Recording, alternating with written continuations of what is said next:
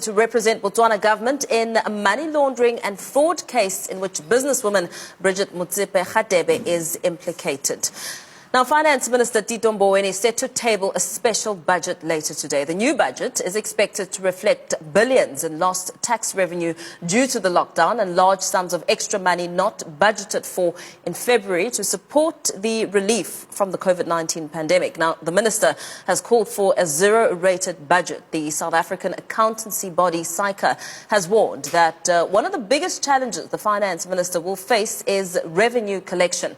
A month ago, the South African Revenue Service projected a revenue collection shortfall of 250 billion rand as a result of the COVID-19 pandemic and the associated lockdown. To expand on this, I'm joined on the line now by Director of Tax Advocacy at SAICA, Dr. Sharon Smulders. Dr. Smulders, a very good morning to you and thank you for your time. As the Finance Minister tries to fend off a debt crisis, which he said on social media, in his own words, it could see the debt to GDP levels exceed 100% over the medium-term budget, pardon me. As you look at the statement and you assess the situation on the impact of COVID-19 and really just judging from the numbers that were estimated in February to where we are today, what are the biggest challenges you foresee? Well, first of all, the biggest challenge is collecting revenue. But I think even bigger than that is on the expenditure side. So if we have to take a budget for any household, for instance, if you don't have revenue coming in, you can't incur expense, or you shouldn't be incurring any additional expenditure, because if you incur more than you're actually earning, you have debt. And if you have to take out debt, you have interest repayments. And that puts South Africa in a very precarious position if we don't have enough money to sort out our social injustices, because we're busy paying interest on the debt that we have to incur. So not getting revenue in, and we need to remember that 90% of our South Africa's, the country's budget income comes from tax. So if we don't collect tax revenue, we cannot incur the expenditure that we need to incur to ensure that we not only survive this COVID-19, but carry on in the foreseeable future. And in a situation like this, how does SARS and Treasury then bridge or even try to close this gap? Well, it's a tough one. SARS is trying to do its best over and above the understaffing issues that they had before. They've now got COVID-19 added onto that.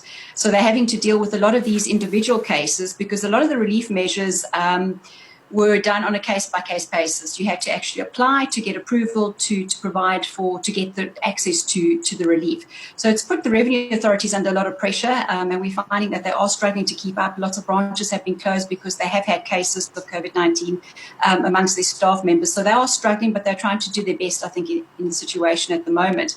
Treasury's concerns are even bigger, I think, because they've got to look at the expenditure side, and I think that's where our problem lies at this stage. And as Mr. Mboweni said, if we've got to start living within our means. We no longer can spend the way that we used to spend, because our expenditure has to be limited to our income, because our alternative is that we need to borrow this money. So let's take a household budget. Say your income is 1,500 rand. If your expenditure amounts to, say, 1,900 rand, now bearing in mind this is all in billions for the country, you have a loss of 400 rand.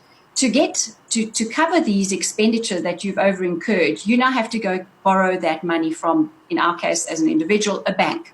That bank will charge you interest.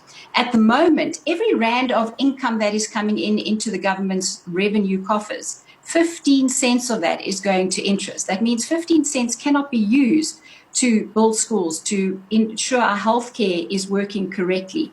And that 15 cents is going to increase more and more now, the more we have to borrow. And that's where the zero budgeting comes in that the minister alluded to, is to say that we can't carry on spending like we do. We need to cut our expenditure to ensure that we can not only cover the normal expenses that we had, but to fund this additional COVID expenditure that the country is having to incur. As we try and take into account the current economic climate, the financially distressed consumer, and the very bleak picture that you paint as you speak, what does this mean in terms of expectations, in terms of revenue collection for the rest of the year? Well, the concern that we have is, as you mentioned, the estimated revenue collection is down by about 285 billion. So let's take my example. You had 1,500 of income, 1,900 expenditure. You had a loss of about 400 rand. Add on the additional loss now because of the reduced expenditure of, say, let's make it 300 rand. You are sitting at a loss of 700 rand. So the debt that you have to now get is more and more and more.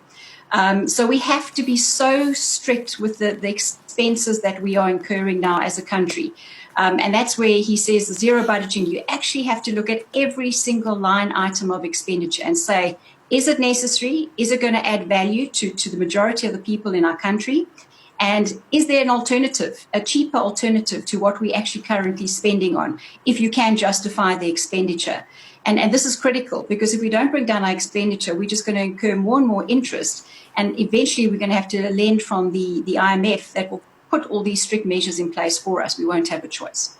Let's expand a little bit on this zero budget approach in terms of assessing it and how it would fit into South Africa. Would it really work for us? It's difficult to say at this stage. The negatives with zero rate budgeting is it does take a long time. You actually start from scratch every single year. You don't take like in normal budgeting, you take your previous budgeting and generally you add on to that certain needs that you might have for the foreseeable future.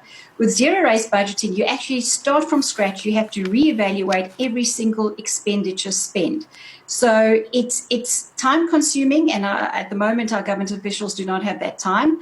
Or some say it's debatable because they're not rendering the services. But it's a change in the way that government has been doing things since forever. And you need certain expertise to do it. So you would have to be able to justify the value of a project, etc. And how do you do that? So at the moment, I don't think it can happen straight away, definitely not. But it is something that we're going to have to, even if it's piecemeal, start introducing into our budgeting process. Absolutely. Thank you so much for your time. Let's leave it there for now. Dr. Sharon Smulders, SAICA Tax Advocacy Director, just speaking ahead of Finance Minister